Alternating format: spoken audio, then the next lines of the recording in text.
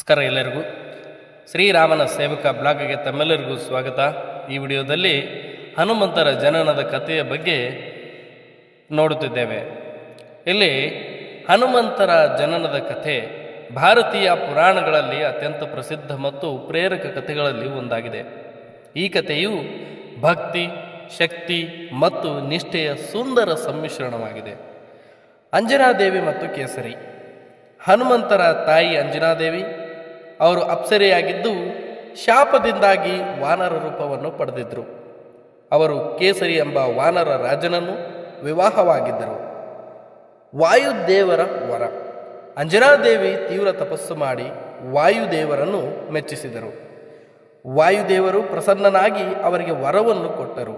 ಅವರ ಮಗನು ತನ್ನಂತೆ ಬಲಿಷ್ಠನಾಗಿರುತ್ತಾನೆ ಎಂದು ವರದಾನ ನೀಡಿದರು.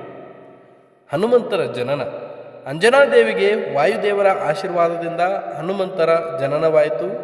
ಹನುಮಂತರು ಬಾಲ್ಯದಿಂದಲೇ ಬಲಿಷ್ಠನಾಗಿದ್ದರು. ಅವರು ಸೂರ್ಯನನ್ನು ಹಣ್ಣು ಎಂದು ತಿನ್ನಲು ಹೋಗಿ ಸ್ವಲ್ಪ ದೂರದಲ್ಲಿರುವ ಸಮುದ್ರವನ್ನು ದಾಟಿ ಹೋದರು. ಹನುಮಂತರು ಬಾಲ್ಯದಿಂದಲೇ ಶ್ರೀರಾಮರ ಭಕ್ತನಾಗಿದ್ದರು. ರಾಮಾಯಣದಲ್ಲಿ ಸೀತೆಯನ್ನು ಹುಡುಕುವ ಕಾರ್ಯದಲ್ಲಿ ಹನುಮಂತರು ಅತ್ಯಂತ ಮಹತ್ವದ ಪಾತ್ರ ವಹಿಸಿದರು. ಹನುಮಂತರ ಜನನದ ಕಥೆಯ ಮಹತ್ವ.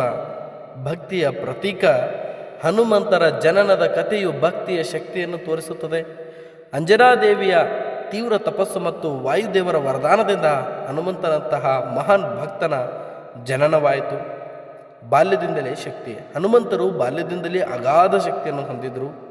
ಇದು ಭಗವಂತನ ಆಶೀರ್ವಾದದ ಶಕ್ತಿಯನ್ನು ತೋರಿಸುತ್ತದೆ. ರಾಮಾಯಣದಲ್ಲಿನ ಪಾತ್ರ. ಹನುಮಂತರ ಜನನದ ಕಥೆಯು ರಾಮಾಯಣದ ಕಥಾವಸ್ತುವಿಗೆ ಬಹಳ ಮುಖ್ಯವಾದ ಆರಂಭವನ್ನು ನೀಡುತ್ತದೆ. ಹನುಮಂತರ ಜನನದ ಕಥೆಯು ನಮಗೆ ಭಕ್ತಿ, ಶಕ್ತಿ, ನಿಷ್ಠೆ ಮತ್ತು ಸೇವೆಯ ಮಹತ್ವವನ್ನು ಕಲಿಸುತ್ತದೆ. ಹನುಮಂತರಂತೆ ನಾವು ಕೂಡ ನಮ್ಮ ಆದರ್ಶಗಳನ್ನು ಸಾಧಿಸಲು ಕಷ್ಟಪಟ್ಟು ಕೆಲಸ ಮಾಡಬೇಕು ಮತ್ತು ಯಾವಾಗಲೂ ಸತ್ಯದ ಪರವಾಗಿ ನಿಲ್ಲಬೇಕು.